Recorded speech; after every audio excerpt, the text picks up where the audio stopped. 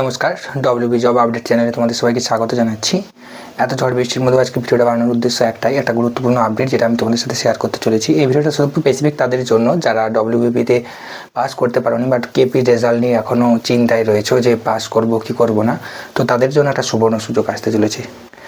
সূত্রের খবর অনুযায়ী আমাদের নেক্সট এপ্রিল থেকে মে মাসের মধ্যে পিটার একটা রিক্রুটমেন্ট আবার আসতে চলেছে। তো সবার প্রথমে বলি, যদি তুমি মাধ্যমিক পাস হয়ে থাকো বা তোমার হাইস্ট কোয়ালিফিকেশান যদি গ্র্যাজুয়েশান থেকে থাকে তাহলেও তুমি পোস্টের জন্য এলিজিবল হবে। যদি তোমার বেসিক কোয়ালিফিকেশান 10th পাস হয় তাহলে তুমি অ্যাপ্লাই করতে পারবে।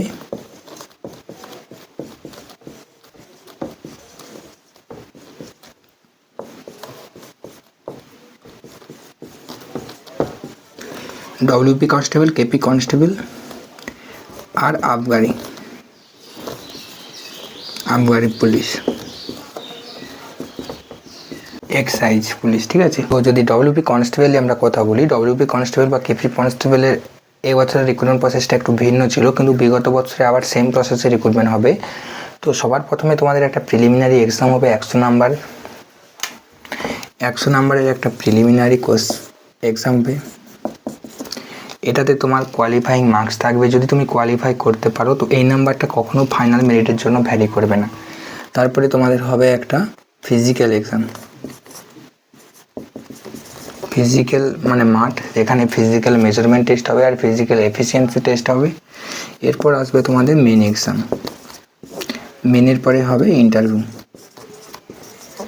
ইন্টারভিউ, এরপরে তোমাদের সিলেকশন, ফাইনাল সিলেকশন হয়ে যাবে। এটা হচ্ছে কনস্টেবলের মূলত রিক্রুটমেন্ট প্রসেস, ঠিক আছে। এরপর যদি এখানে আমাদের ভ্যাকেন্সি কত আসতে চলেছে, আমাদের ডব্লিউবি কনস্টেবলের ভ্যাকেন্সি আসতে চলেছে প্রায় 10,000 প্লাস, কেপি কনস্টেবলের 3,000 প্লাস ভ্যাকেন্সি আসতে চলেছে, ঠিক আছে। আর এমনকি এক্সাইজেও সবথেকে বিপুল ভ্যাকেন্সি 5,000 প্লাস। দীর্ঘ 4-5 বছর আবগারি পুলিশের কোনো রিক্রুটমেন্ট হয়নি, তাই এবছর প্রচুর একটা সম্ভাবনা নয়, আসবে প্রচুর একটা ভ্যাকেন্সি আসার সম্ভাবনা রয়েছে, ঠিক আছে।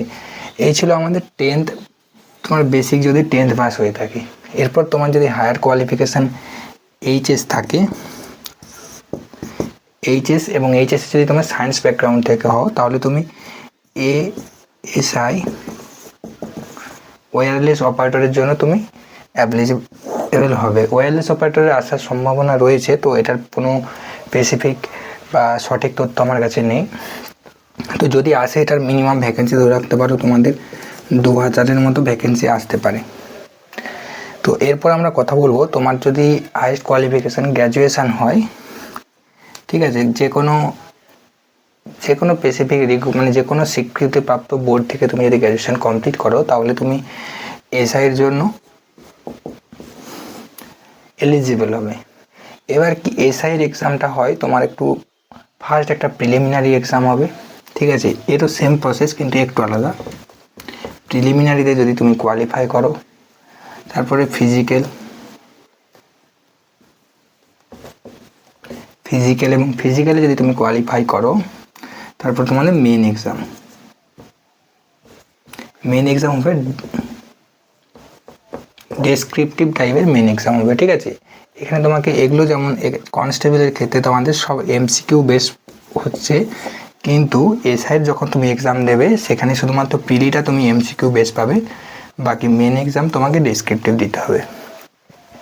ওর পরে সেম প্রসেস, ইন্টারভিউ, তারপরে সিলেকশান। তো এখানে বেশি না, এখানে তোমার 7 থেকে 800 বা 700 প্লাস তোমার হচ্ছে এসআইয়ের ভ্যাকেন্সি আসতে চলেছে। এই যে তোমাদেরকে ভ্যাকেন্সিগুলো বললাম এগুলো তোমাদের এপ্রিল মে মাসের মধ্যেই আসতে চলেছে, ঠিক আছে।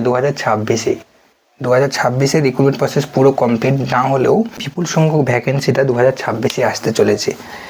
এবার তুমি যদি ধরে নাও ডব্লিউবিপি এক্সাম দিয়েছো, সামান্য কয়েক নাম্বারের জন্য তুমি বাদ চলে গেছো, ঠিক আছে। তুমি কেপি এক্সাম নিয়ে বসে আছো যে ওটাতে আমার হয়ে যাবে, ওটার জন্য এখন প্রিপারেশান নেব বা কিছু করব।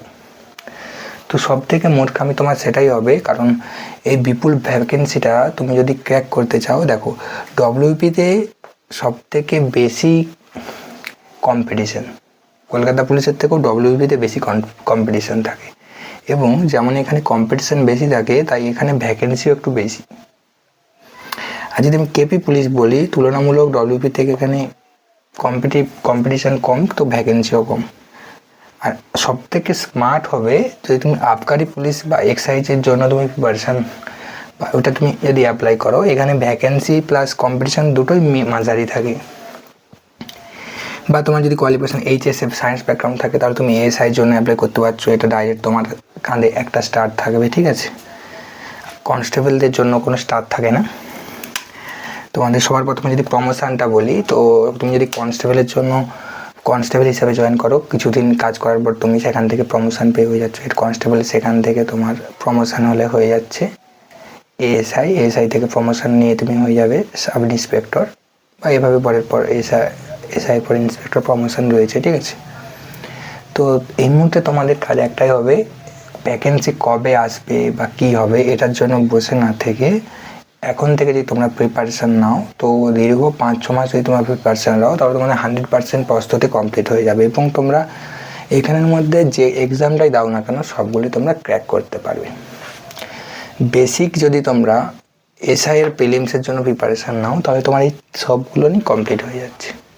এবার তোমাকে ডেসক্রিপটিভের জন্য একটু বেশি পড়তে হবে যদি তুমি বেশি এসআইয়ের জন্য দিতে চাও, ঠিক আছে। এই ছিল আজকের আপডেট। যদি ভিডিওটা ভালো লাগে একটা লাইক করে দিও আর চ্যানেলটা সাবস্ক্রাইব করে দিও নতুন হলে, তা রেগুলার আপডেট তোমাদের আমি দিতে থাকি। Thank you.